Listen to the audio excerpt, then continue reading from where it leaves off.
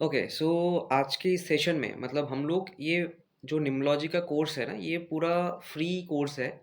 And इस पूरे session में मतलब जितने भी वीडियोस आएंगे पार्ट वाइज, सारे वीडियोस में हम लोग हर एक मतलब पॉइंट्स को डिस्कस कर लेंगे वैदिक निम्नोलॉजी का। और ऐसे ऐसे भी पॉइंट्स को डिस्कस करेंगे कि जो जनरली पेड कोर्सेज में होता है, ठीक है, वो बिल्कुल मुफ्त में पूरे मतलब हम लोग डिस्कस कर लेंगे, ठीक है। उनमें से जो प्रेडिक्टिव पार्ट है जैसे कि relationship, marriage, property buying and litigation, जितने भी इवेंट्स हैं, मेजर इवेंट्स हैं, उसको भी हम लोग डिस्कस कर लेंगे। और एंड पूरा सेशन बिल्कुल फ्री होगा, ठीक है। और एक चीज़ है कि अगर आप लोगों ने इस वीडियो को क्लिक किया है तो इसका मतलब ये है कि कहीं न कहीं आप लोग इससे पहले भी निम्नोलॉजी का कुछ ना कुछ बेसिक आइडिया तो आप लोगों को होगा ही। वीडियोज़ भी कहीं न कहीं आप लोगों ने शायद देखे होंगे। लेकिन जस्ट इतना मैं रिक्वेस्ट करता हूँ कि जितना जितना भी आप लोगों ने देखा होगा या फिर जितना भी आप लोगों ने जाना होगा निम्नोलॉजी के बारे में, वो थोड़े टाइम के लिए भूल जाइए सारा, एकदम ज़ीरो से स्टार्ट करेंगे। तो इससे क्या होगा, बहुत अच्छा पकड़ बनेगा निम्नोलॉजी में। तो बेसिकली निम्नोलॉजी का बहुत सारे फॉर्म्स हैं, लोशो ग्रिड है, वगैरह वगैरह बहुत कुछ है। लेकिन हम फोकस करेंगे वैदिक निम्नोलॉजी के ऊपर, जो कि एक्चुअल में प्रेडिक्टिव निम्नोलॉजी है। इसमें इससे ही एक्चुअल में प्रेडिक्शन होता है, ठीक है। बाकी निम्नोलॉजी से प्रेडिक्शन उतना पॉइंट टू पॉइंट नहीं हो पाता है। हम लोग कोई भी इंसान का नेचर प्रेडिक्ट कर सकते हैं, लेकिन इवेंट प्रेडिक्शन वैदिक निम्नोलॉजी से ही होता है, ठीक है। इसको हम प्रेडिक्टिव निम्नोलॉजी से भी आप जान मतलब ये नाम से भी हम जानते हैं, ठीक है। तो चलिए शुरू करते हैं, एकदम बेसिक से शुरू करते हैं। तो नॉर्मली वैदिक निम्नोलॉजी में 1 से लेके 9 नंबर तक हम कंसिडर करते हैं, 1 टू 9, ठीक है। तो एक-एक नंबर का एक-एक प्लैनेटरी सिग्निफिकेंस है। तो सन से लेके मार्स तक 9 ग्रह हैं, हमें भी पता है, सबको पता है, बेसिक आइडिया है ही शायद। और हर एक प्लैनेट का जो वाइब्रेशन है, जो एनर्जी है, जो इंटेंसिटी है, वो हर एक नंबर पे डिस्ट्रीब्यूटेड है। जैसे कि यहाँ पे लिखा हुआ है, सन है, सन जो है वो डिनोट करता है नंबर 1 को। मून है जो है 2 को डिनोट करता है, जुपिटर 3 को डिनोट करता है, 4 राहु जो है 4 को, मरकरी 5 को, Venus 6, Ketu 7, Saturn 8 and Mars 9। तो जब भी निम्नोलॉजी में हम कोई भी नंबर को बोलेंगे, जैसे कि 2 मैंने बोला, तो उस टाइम पे आपके दिमाग में चंद्रमा या फिर मून का सिग्निफिकेशंस आने चाहिए, राइट। अगर मैं 1 बोलता हूँ तो सन का सिग्निफिकेशन आना चाहिए। ये हम एस्ट्रोलॉजी में, अगर किसी ने एस्ट्रोलॉजी का थोड़ा-सा आइडिया है वगैरह, तो बिल्कुल वो अच्छे से कनेक्ट कर पाएगा, ठीक है? लेकिन फिर भी यहाँ पे बहुत सारे डिफरेंसेस हैं, इसलिए मैंने बोला कि जितना भी आपको नॉलेज है वो थोड़ा-सा ज़ीरो लक रखिए, ठीक है? हम पूरा अच्छे से इसको कवर करेंगे। ओके, तो ये बेसिकली नंबर है, तो 1, 2, 3, 4, 5, 6, 7, 8, 9, sun, moon, Jupiter, Rahu, Mercury, Venus, Ketu, Saturn, Mars, ठीक है? तो ये हो गया numbers and it's planetary significations, ठीक है। अभी आते हैं, जैसे कि हम एस्ट्रोलॉजी में कुंडली बनाते हैं, जो एस्ट्रोलॉजिकल चार्ट्स होता है, तो बेसिकली निम्नोलॉजी में भी हम लोग कुंडली देखते हैं, ठीक है। तो जैसे हम एस्ट्रोलॉजी में कुंडली जानते हैं या फिर जो एस्ट्रोलॉजी चार्ट, नेटल चार्ट हम बोलते हैं, ठीक वैसे ही वैदिक न्यूमरोलॉजी में भी इसका जो है, इसका चार्ट बनता है, उसको हम बोलते हैं ग्रिड, ठीक है। तो वैदिक न्यूमरोलॉजी में भी इसको हम कुंडली बोलते हैं, मतलब न्यूमरोलॉजी कुंडली जो है वो बेसिकली ग्रिड होता है। तो इसका नाम वैदिक ग्रिड बेसिकली रखा गया है। अभी ग्रिड बहुत तरीके का होता है, लोशो ग्रिड भी एक ग्रिड है, लेकिन जैसे कि मैंने पहले ही कहा कि प्रेडिक्शन के लिए हम वैदिक ग्रिड का ही कंसिडरेशन करेंगे, ठीक है। तो अभी इसमें आप देखोगे, जो 1 से लेके 9 नंबर है उसको एक पर्टिकुलर प्लेसमेंट दिया गया है, ठीक है। तो जब भी हम एग्जाम्पल तो करेंगे ही, लेकिन उससे पहले थोड़ा-सा इसको बता देते हैं कि जब भी कोई डेट ऑफ बर्थ हमारे सामने आएगा, उसमें दो जो-जो नंबर हम देखेंगे, उसको मतलब एक ग्रिड बनाएँगे एंड उस ग्रिड में जहाँ-जहाँ ये नंबर प्लेस्ड है, उस न जगह पे ही वो डेट ऑफ बर्थ में जो-जो नंबर है उसको हम प्लेस कर देंगे, ठीक है। तो इसको थोड़ा-सा समझने के लिए एग्जांपल ले लेते हैं। जैसे कि हमारे पास ये जो नंबर है 13/4/1980, ये किसी का मान लो डेट ऑफ बर्थ है। तो इसका अगर हम ग्रिड बनाएँगे तो कैसे बनाएँगे? देखो, जैसे कि इसको हम यहाँ बना लेते हैं। तो पहले तो हम इस पर्टिकुलर पैटर्न को ड्रॉ करेंगे, जो कि है ऐसा। हो गया। अभी हम एग्जैक्टली जहाँ जहाँ ये नंबर प्लेस्ड हैं उसके अकॉर्डिंग यहाँ पे जो अवेलेबल नंबर है उसको हम प्लेस करेंगे। जैसे कि 1 आ गया तो यहाँ पे हम 1 लिख देंगे, 3 भी है तो यहाँ पे हम 3 लिखेंगे, 4 भी है तो यहाँ पे 4। तो अभी यहाँ पे एक चीज़ मैं बता दूँ, ये जो नंबर है मतलब जो ईयर का मतलब साल का जो नंबर है उसको जो पहले 2 डिजिट है उसको हम कंसिडर नहीं करते हैं। इसको हम बोलते हैं सेंचुरी नंबर, इसको हम कंसिडर नहीं करेंगे। ठीक है, मतलब ग्रिड में कोई प्लेसमेंट हम नहीं देंगे इसको। ठीक है, तो इसको हम करेंगे क्रॉस। बाकी कौन रह गया, 8 और 0। तो 8 का प्लेसमेंट आप देखो ठीक यहाँ पे है तो यहाँ पे डाल देते हैं। 0 का वैदिक न्यूमरोलॉजी में कोई हम कंसिडर नहीं करेंगे 0 को, तो यहाँ पे 0 का कोई प्लेसमेंट हम नहीं करेंगे। इसके अलावा और एक कॉन्सेप्ट है, वो है बेसिक नंबर और डेस्टिनी नंबर।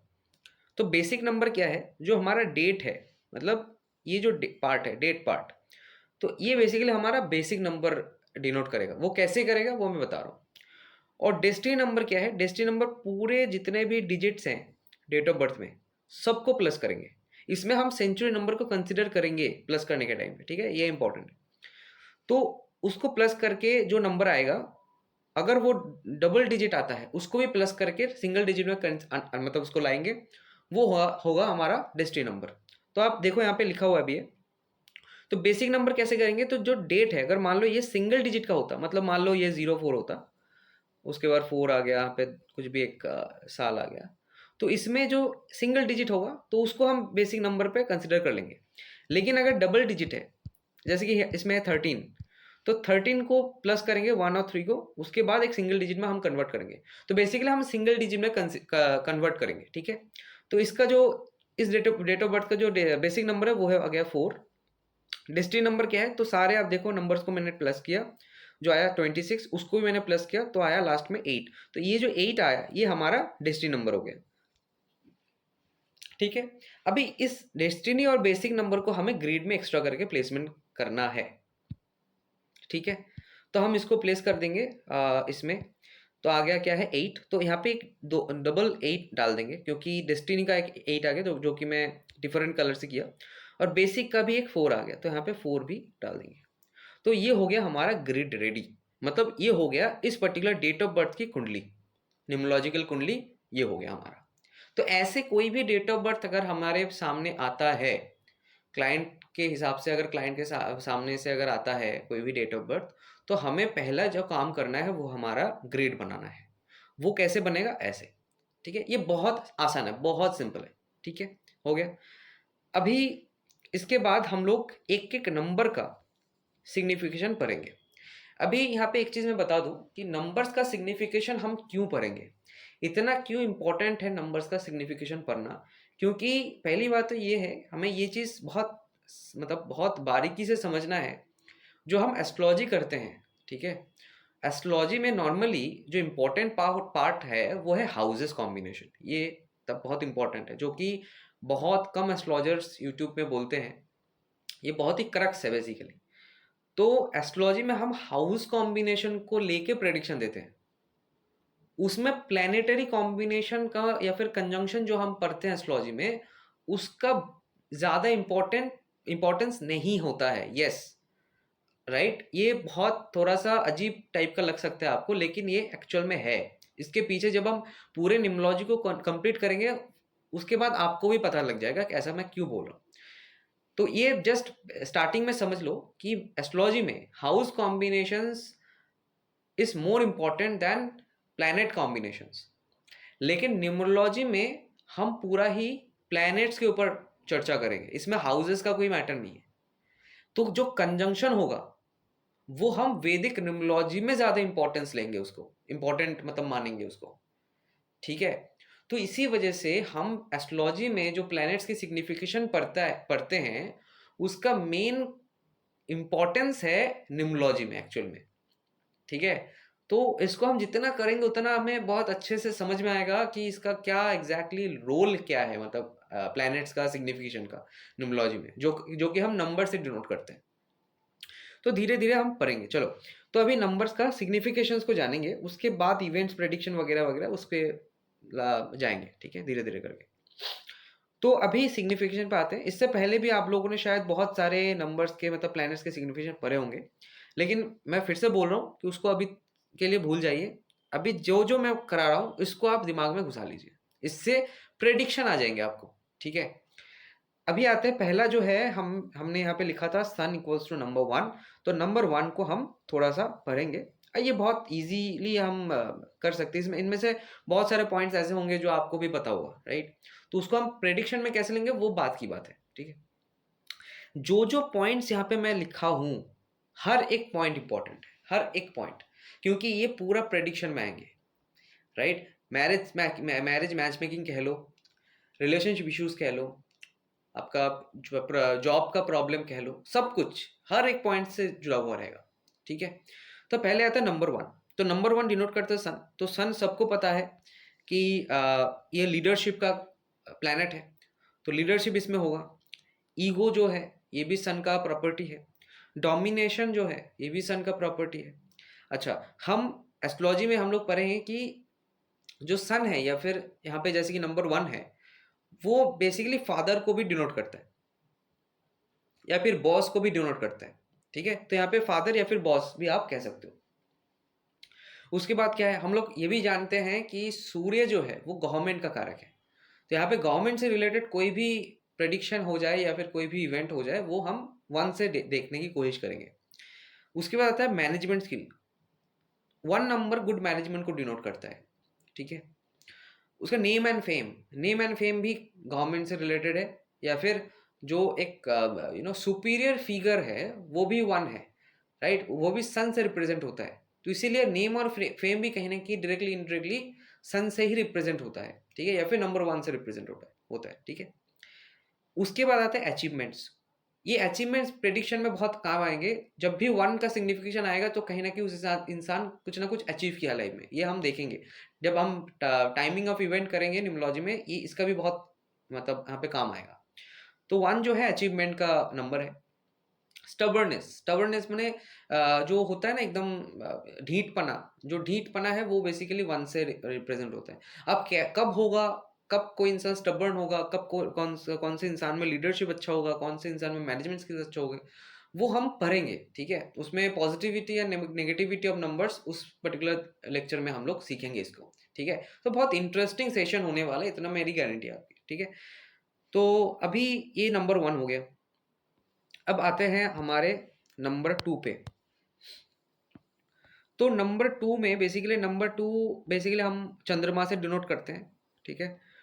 तो बेसिकली नंबर 2 जो है ना वो ममता का कारक है, या फिर चंद्रमा पहले ही हम पढ़े हैं कि जो क्वीन नंबर है या फिर जो मदरली नंबर है वो है नंबर 2, या फिर चंद्रमा जो प्लेनेट सिग्निफाई करता है। तो इसमें से इनमें इनमें हर एक वो क्वालिटी होगा जो एक मदर में रहता है, जो एक क्वीन में रहता है। जैसे कि मदरली इंस्टिंक्ट, ठीक है? ममता जो हम बोलते हैं, उसके साथ से इमोशनल पार्ट जो है, इमोशंस जो कूट कूट के भरा है नंबर 2 में।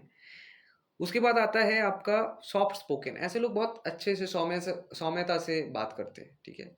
किसी को हर्ट नहीं कर पाते। अब देखोगे can not hurt anyone easily. कोई भी ऐसा कुछ नहीं करेंगे जिसमें दूसरे का दूसरा जो इंसान है वो हर्ट हो जाए, ठीक है? ऐसे लोगों का एक लाइफ में ना बैक पुश इंपॉर्टेंट, मतलब ऐसे लोग अगर कुछ करना है जीवन में तो एक बैक पुश जरूर होना है इनके। अदरवाइज वो कॉन्फिडेंस कहीं ना कहीं नहीं ला पाते हैं आपके मतलब खुद में, क्योंकि ये लोग थोड़े से डरपोक भी होते हैं, ठीक है? आप देखो यहाँ पे लेस कॉन्फिडेंस लिखा हुआ है। उसका अटेंशन सीकर, ऐसे लोग ना अटेंशन सीकर होते हैं, मतलब थोड़ा सा इन लोगों को थोड़ा सा पैम्पर करे लोग आके, थोड़ा सा इंपॉर्टेंस दे, तो ये बहुत अच्छा लगता है इन लोगों को। उसके बाद आता है imagination power. This persons are very much imaginative, ठीक है? ऐसे लोग बहुत इमेजिनेशन में रहते हैं, ठीक है? इमेजिन करते हैं चीज़ों को। उसके बाद आपका आता है क्रिएटिविटी। ऐसे लोग बहुत क्रिएटिव होते हैं, ठीक है? क्रिएटिविटी का और एक नंबर है, वो हम बाद में डिस्कस करेंगे। तो अगर किसी के अंदर क्रिएटिविटी कितना है अगर हमें जानना है तो ये नंबर हमें ढूंढना पड़ेगा उसके ग्रिड में, ठीक है? तो क्रिएटिव नंबर जो है 2 है। अच्छा, गेट्स हेल्पिंग हैंड इजीली, ये बहुत इंटरेस्टिंग है। ऐसे लोग ना बहुत आसानी से हेल्पिंग हैंड्स इन लोगों को मिल जाता है। मतलब कोई दुःख भरी सिचुएशन है, कोई खराब सिचुएशन में ये लोग जा रहे हैं, तो कहीं न कहीं हेल्पिंग हैंड्स बहुत आसानी से मिल जाते हैं। मोटिवेशन करने वाले लोग, सपोर्ट करने वाले लोग, इनके लाइफ में आ जाते हैं। कैसे आएँगे वो किसी को नहीं पता, लेकिन आ जाते हैं नॉर्मली, ठीक है? अच्छा, ये लोग डिप्रेशन प्रोन होते हैं, मतलब इनको बहुत आसानी से ना डिप्रेशन हो जाता है, डिप्रेस्ड हो जाते हैं छोटे, क्योंकि लेस कॉन्फिडेंस है, इमोशनल बहुत ज़्यादा है ना, तो इमोशनल इंस्टेबिलिटी बहुत आसानी से हो जाता है। ठीक है, क्योंकि ये पानी तत्व है, तो पानी आप देखोगे इंस्टेबल रहता है, तो इसलिए डिप्रेशन भी बहुत आसानी से हो जाता है इन लोगों को, ठीक है। अब डिप्रेशन, अब जैसे कि एडिक्शन प्रोन भी है, अब डिप्रेशन से कहने के एडिक्शन भी कनेक्टेड है। तो अगर आप देखोगे किसी के भी वैदिक ग्रिड में 2 है या फिर 2 का इंटेंसिटी मतलब बहुत हाई है, तो कैसे हाई होगा वो भी हम पढ़ेंगे, वो पॉजिटिविटी और नेगेटिविटी में पढ़ लेंगे। तो ऐसे लोग मतलब कहीं ना कहीं एडिक्शन में भी जा सकते हैं। एंड ऐसे लोग कहीं ना कहीं, हमें तो यहाँ पे हालांकि यहाँ पे लिखा नहीं है कि एडिक्शन प्रोन के साथ साथ सुइसाइडल थॉट्स या फिर टेंडेंसीज भी ऐसे लोगों के अंदर हाई रहता है। ठीक है, तो कहीं ना कहीं सुइसाइडल टेंडेंसीज भी अगर हमें देखना है तो नंबर 2 के ऊपर ज़्यादा हमें इंपॉर्टेंस देना है। ठीक है, तो ये हो गया हमारा नंबर 2। अभी आते हैं नंबर 3। ठीक है, तो नंबर 3 जो है बृहस्पति जी, मतलब जुपिटर का नंबर है, तो हमें पता है बृहस्पति जी किस पर्टिकुलर चीज़ का कारक है, वो है नॉलेज, क्योंकि गुरु है। तो नॉलेज सीकर होंगे ऐसे लोग, गुड टीचिंग स्किल्स होंगे इनमें, नॉलेजेबल भी होंगे। ठीक है, अच्छा, आर्ग्यूमेंटेटिव क्यों है? क्योंकि आप देखो कि कोई भी गुरु या फिर कोई भी टीचर ये पसंद नहीं करता है कि कोई आके इनका मतलब लॉजिक को थोड़ा सा, मतलब लॉजिक के अगेंस्ट में बात करे। आप देखोगे ये चीज़ नोटिस करोगे बहुत सारे टीचर में। तो इसीलिए ये लोग आर्ग्यूमेंट्स करना स्टार्ट करते हैं खुद को प्रमाण कर लिया या फिर खुद के कॉन्सेप्ट को प्रूफ करने के लिए। ठीक है, तो आर्ग्यूमेंटेटिव हो जाते हैं। अब कब होंगे वो भी हम पढ़ेंगे बाद में। अच्छा, स्पिरिचुअलिटी इंक्लाइनेशन, अभी स्पिरिचुअल इंक्लाइनेशन भी इनके अंदर बहुत ज़्यादा होंगे, क्योंकि बृहस्पति जो है वो कहीं ना कहीं स्पिरिचुअलिटी से भी लिंक होता है। अगर एस्ट्रोलॉजी आपने पढ़ा है तो आपको पता चलेगा ये चीज़। ठीक है, अच्छा, ये कॉन्फिडेंस का भी नंबर है। अगर के किसी के अंदर कॉन्फिडेंस कितना है हमें देखना है, तो हमें 3 नंबर का प्रेजेंस होना चाहिए। ठीक है, उस पर्टिकुलर इंसान के अंदर, मतलब ग्रेड में। जस्टिस सीकर, अभी जस्टिस सीकर भी 3 से रूल होता है। मतलब ऐसे लोग बहुत, मतलब सही या गलत का डिफरेंशिएशन बहुत अच्छे ये लोग कर लेते हैं। ठीक है, वो मतलब अब ऐसा है क्यों? क्योंकि अब देखो जो गुरु है, जो गुरु का जो काम है वो सही या गलत या फिर धर्म या अधर्म का डिफरेंशिएशन एक गुरु ही कर पाता है। ठीक है, इसीलिए जस्टिस सीकर का भी क्वालिटी इनके अंदर रहता है। ठीक है, हाई मॉरल वैल्यूज, तो इनके अंदर हाई मॉरल वैल्यूज भी होता है, क्योंकि समय वो धर्म अधर्म का भी बात है, तो स्पिरिचुअलिटी का भी बात है, तो कहीं ना कहीं डायरेक्टली इनडायरेक्टली वो मॉरल वैल्यूज में ही आ जाता है चीज़ें। अच्छा, इनके अंदर भी मैनेजमेंट स्किल्स बहुत हाई होता है। मतलब एक तो हमने पढ़ा है कि नंबर 1 में भी मैनेजमेंट स्किल्स होता है। नंबर 1 का मैनेजमेंट स्किल्स बहुत ज़्यादा होता है। ठीक है, वो लोग बहुत बढ़िया मैनेज करते हैं। 3 नंबर में भी मैनेजमेंट स्किल्स होता है, लेकिन कंपेयर करेंगे तो 1 नंबर का मैनेजमेंट स्किल्स ज़्यादा होता है 3 नंबर से। ठीक है, तो ये हो गया नंबर 3। अभी आते हैं नंबर 5। अच्छा, 4 और नंबर 8, ये दो हम लास्ट में डिस्कस करेंगे, because this numbers are quite unique. हर एक नंबर का यूनिक प्रॉपर्टी है, लेकिन वो नंबर थोड़ा सा अलग टाइप का है। ठीक है, तो हम नंबर 5 को डिस्कस करेंगे। तो नंबर 5 बेसिकली मरकरी का नंबर है। ठीक है, बुध का नंबर है।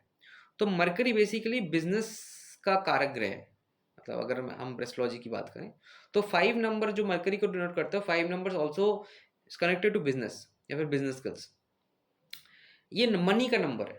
ठीक है, किसी के भी डेट ऑफ बर्थ में अगर 5 नंबर आता है तो कहीं ना कहीं ऐसे लोगों का मनी का जो प्रॉब्लम है वो कहीं ना कहीं बहुत ज़्यादा टाइम तक रहता नहीं। मतलब अगर मनी का प्रॉब्लम शुरू होता भी है तो कहीं ना कहीं वो चीज़ें सॉर्ट आउट हो जाता है, किसी ना किसी तरीके से मनी इनके पास आ जाता है। ठीक है, उसके बाद आता है आपका गुड कैलकुलेटर। ये लोग मतलब कैलकुलेशन में बहुत माहिर होते हैं, मतलब राइट, तो कैलकुलेशन वगैरह में बहुत अच्छे होते हैं, एनालिटिकल होते हैं, रूटीन फॉलोअर।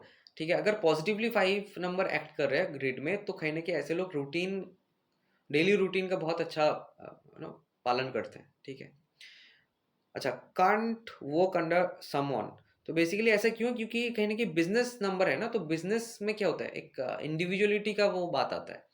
ऐसे लोग कहीं न कहीं खुद का काम करने में ज़्यादा इंटरेस्टेड होते हैं। तो किसी के अंडर में काम मतलब क्योंकि थोड़ा-सा बिज़नेस माइंडसेट के होते हैं ना, तो किसी के अंडर में वो पसंद नहीं करते काम करना। तो ये चीज़ है, ठीक है? तो ये हो गया मरकरी मतलब बुध का 5 नंबर का डेफिनेशन या फिर सिग्निफिकेशन। अभी आते हैं 6 नंबर, ठीक है? 6 नंबर बेसिकली शुक्र का नंबर होता है, ठीक है? तो शुक्र में बेसिकली क्रिएटिविटी आता है। तो मैंने उस टाइम पे बताया था चंद्रमा का जब नंबर 2 पढ़ रहे थे हम, उसमें क्रिएटिविटी था और नंबर 6 जो अभी आया इसमें क्रिएटिविटी। तो अभी किसी के भी डेट ऑफ बर्थ में अगर 6 या फिर 2 आता है या फिर दोनों आता है, तो आप एकदम आँख बंद करके बता सकते हो ये इंसान क्रिएटिव होगा, ठीक है? कोई भी काम में क्रिएटिविटी इसका आएगा ही आएगा, ठीक है? या तो ये आर्टिस्टिक इसके अंदर प्रॉपर्टी रहेगा या फिर अगर कोई नॉर्मल भी काम कर रहा है तो कहीं न कहीं उसमें क्रिएटिविटी डाल के वो करेगा, ठीक है? या ऐसे लोग अट्रैक्टिव होते हैं। अभी चंद्रमा भी कहीं न कहीं अट्रैक्टिव होता है, लेकिन इसमें डिफरेंस है। वो डिफरेंस ऐसा है, चंद्रमा गुड लुकिंग वाला अट्रैक्शन है। मतलब ऐसे लोग दिखने में ही एक्चुअल में बहुत अच्छे होते हैं, ठीक है? दिखने में ही आप देखोगे मतलब आसानी से आप बोल दोगे ये तो दिखने में बहुत बढ़िया है, ठीक है? लेकिन 6 नंबर का या फिर वेनस का जो अट्रैक्टिवनेस है वो ऐसा है कि आप लोगों ने एक एग्ज़ाम्पल दे रहा हूँ, आप देखोगे बहुत सारे ऐसे एवरेज दिखने वाले भी इंसान हैं लेकिन दिखने में एवरेज है, लेकिन जब आप उसके सामने जाओगे तो अजीब सा एक ऑरा काम करेगा जिसमें आप अट्रैक्ट हो जाओगे उसके प्रति, ठीक है? ये चीज़ आप नोटिस करोगे। वो बेसिकली नंबर 6 का इफ़ेक्ट है, ठीक है? ऐसे लोग दिखने में बहुत बढ़िया होंगे ऐसा नहीं है, लेकिन दिखने में कैसे भी हों, इनके अंदर एक अट्रैक्टिव ऑरा रहेगा, एक मैग्नेटिक ऑरा रहेगा जहाँ पे लोग मतलब कहीं न कहीं इनके तरफ अट्रैक्ट हो जाएँगे, ठीक है? अच्छा, इनका ना अगर 6 होता है तो ऐसे लोगों का ऑपोज़िट जेंडर फ्रेंड्स ज़्यादा होते हैं। मतलब अगर मेल है तो फीमेल फ्रेंड्स ज़्यादा होंगे, अगर फीमेल है तो मेल फ्रेंड्स ज़्यादा होंगे। तो ऐसा भी देखने को मिला है। अच्छा, ऐसे लोग फैशन लवर होते हैं, ठीक है? Lover of outer beauty. अच्छा, यहाँ पे एक चीज़ मैं बता दूँ फैशन लवर में और ऐसे लोग ब्रांड्स को भी बहुत पसंद करते हैं। मतलब ब्रांडेड आइटम्स वगैरह खरीदने बहुत ये लोग अट्रैक्टिव या फिर अट्रैक्ट हो जाते हैं ब्रांडेड चीज़ों में। तो इसका आप देखोगे एक एग्जांपल दे रहा हूँ, मान लो जैसे कि फुटपाथ में भी बहुत सारे दुकान रहते हैं, राइट? अब उसमें अच्छे दिखने वाले भी क्लॉथ्स वगैरह रहेंगे और वही सेम क्लॉथ्स अगर कोई शोरूम में हो, ठीक है? तो ऐसे लोग प्रेफ़र करेंगे शोरूम से जाके वही कपड़ा खरीदें। मान लो वो कपड़ा फुटपाथ में भी है, कम सस्ते में है, लेकिन सेम चीज़ है, सेम क्वालिटी, सेम ही ब्रांड का है। लेकिन वही कपड़ा अगर कोई शॉपिंग मॉल वगैरह में बिक रहा है, तो ऐसे लोग का टेंडेंसी शॉपिंग मॉल जाके खरीदने का रहता है। क्योंकि कहीं न कहीं this particular persons are very much fond of brands, ठीक है? और ऐसे लोग आउटर ब्यूटी के प्रति भी थोड़ा-सा अट्रैक्ट हो जाते हैं। अच्छा, ऐसे लोग भी सॉफ्ट होते हैं, बहुत सॉफ्ट स्पोकन होते हैं, चंद्रमा की तरह ही कहीं न कहीं। अच्छा, अट्रैक्टिव ऑरा जो मैंने बताया।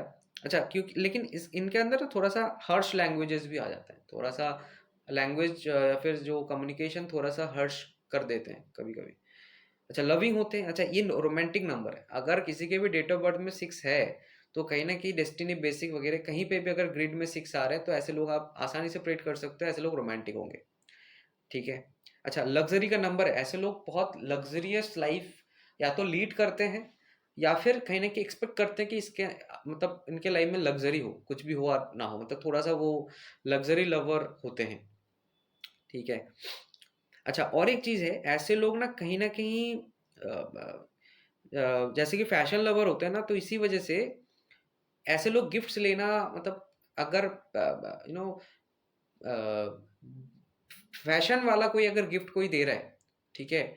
तो उसको नॉर्मली ये लोग एक्सेप्ट नहीं करते हैं। इसके पीछे कारण ये है क्योंकि इन लोगों का ना बहुत एनालिसिस करके कुछ ना कुछ खरीदते हैं। मतलब बहुत इधर-उधर देख के बार-बार वो चीज़ पहन के मान लो ये लोग दुकान पे कोई कपड़ा खरीदने गया है, तो आप देखोगे इतने मतलब आप अगर इनके साथ जाओगे तो पागल हो जाओगे। क्योंकि इन लोगों को हर एक कपड़े में इतने ज़्यादा डीप एनालिसिस करता है, इस पर्टिकुलर कपड़े का थ्रेड यहाँ से निकला हुआ है। यहाँ पे ये सिंबल है इसलिए मुझे पसंद नहीं आ रहा है। इसका थोड़ा-सा जो कपड़ा है वो थोड़ा-सा मोटा है। कुछ ना कुछ ऐसा खामियाँ निकालेंगे, उसके बाद जाके एकदम एप्रोप्रिएट एक्यूरेट अगर मिल जाए उसके बाद वो खरीदेंगे, ठीक है? उनमें से भी ब्रांडेड भी होना है, ऐसा भी इन लोगों का बहुत मतलब वो रहता है, ठीक है? तो इसी वजह से अगर कोई भी इंसान इनको अगर कुछ खरीद के गिफ्ट दे, तो इन लोगों को कहीं न कहीं थोड़ा-सा वो होता है कि अच्छा नहीं लगता है थोड़ा-सा, ठीक है? तो they prefer to take money ठीक है? वो पैसा लेके खरीद लेंगे, वो इनके लिए ज़्यादा बेटर है, ठीक है? लेकिन कोई अगर खरीद के दे रहा है कुछ चीज़ तो इनको पसंद नहीं आता है, क्योंकि वो पर्टिकुलर चीज़ में बहुत खामियाँ ये निकालते हैं। तो ये एक थोड़ा-सा यूनिक कैरेक्टर इनके अंदर है। अभी आते हैं नंबर 7। तो 7 नंबर जो है केतु का नंबर है, तो ये बहुत अच्छा नंबर है। केतु को हम नॉर्मली मैलेफिक प्लैनेट मानते हैं एस्ट्रोलॉजी में, लेकिन न्यूमरोलॉजी में ये बहुत पॉजिटिवली काम करता है। ठीक है, यही डिफरेंस है एस्ट्रोलॉजी, इसलिए मैंने बताया था कि प्लैनेट्स का जो पार्ट है वो न्यूमरोलॉजी में ज़्यादा एप्लीकेबल होता है। ठीक है, इसका जो ऑरा है, इसका जो प्लैनेट्स का जो एनर्जी है, वो न्यूमरोलॉजी में ज़्यादा अच्छे से काम करता है। तो केतु न्यूमरोलॉजी में सबसे पॉजिटिव नंबर के अंडर में कंसीडर किया जाता है, क्योंकि ये लक का नंबर कंसीडर किया जाता है। अगर किसी भी ग्रिड में 7 है, या फिर दशा में, या फिर जो है उसमें अगर 7 आ रहा है, तो वो पीरियड इनके लाइफ में थोड़ा-सा लकी पीरियड होगा। लेकिन उनमें से भी मतलब उनमें भी हमें थोड़ा-सा पॉजिटिविटी, नेगेटिविटी देखना पड़ेगा, वो हम बाद में कर लेंगे। तो बेसिकली लक का नंबर है, फुलफिलमेंट ऑफ डिज़ायर्स का नंबर है। जैसे कि 7 नंबर अगर कोई भी और नंबर के साथ आ जाता है, मान लो ग्रिड में 3 भी होगा, 9 भी होगा, 1 भी होगा, उसके साथ भी अगर 7 नंबर है, तो ये तीनों नंबर की प्रॉपर्टी को ये 7 नंबर इंक्रीज़ कर देगा। तो इसका एक अलग ही वो है, प्रॉपर्टी है, ठीक है? स्पिरिचुअलिटी का नंबर है, ऐसे लोग इंट्यूटिव बहुत होंगे, ठीक है? एस्ट्रोलॉजी वगैरह के प्रति भी इन लोगों का बहुत इंटेंशन हाई रहेगा, या फिर थोड़ा-सा इंटरेस्ट हाई रहेगा।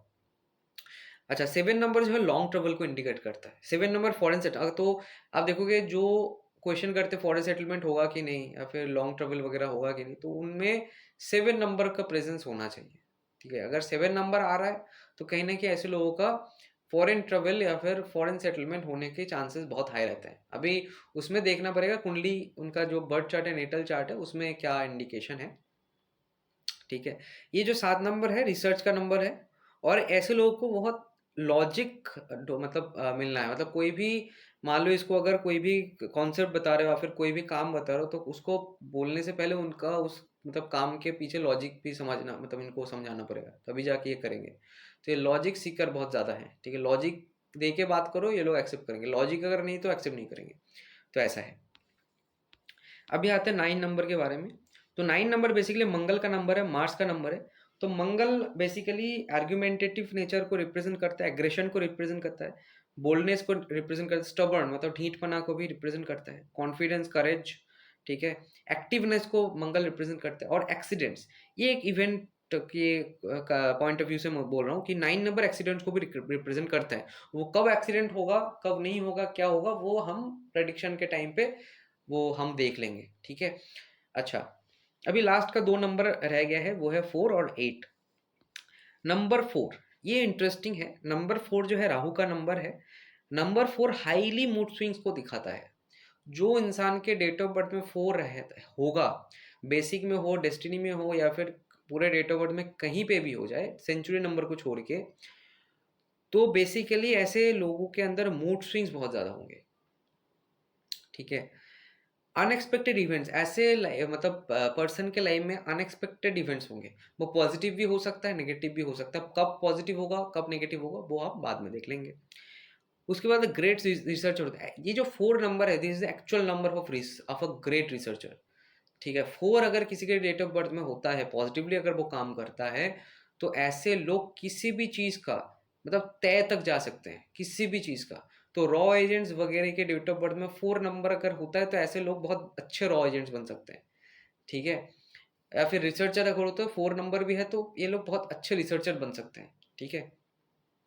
अच्छा, यहाँ पे एक चीज़ मैंने नहीं लिखा है, out of the box thinking. ऐसे लोगों में ना out of the box thinking बहुत ज़्यादा होता है।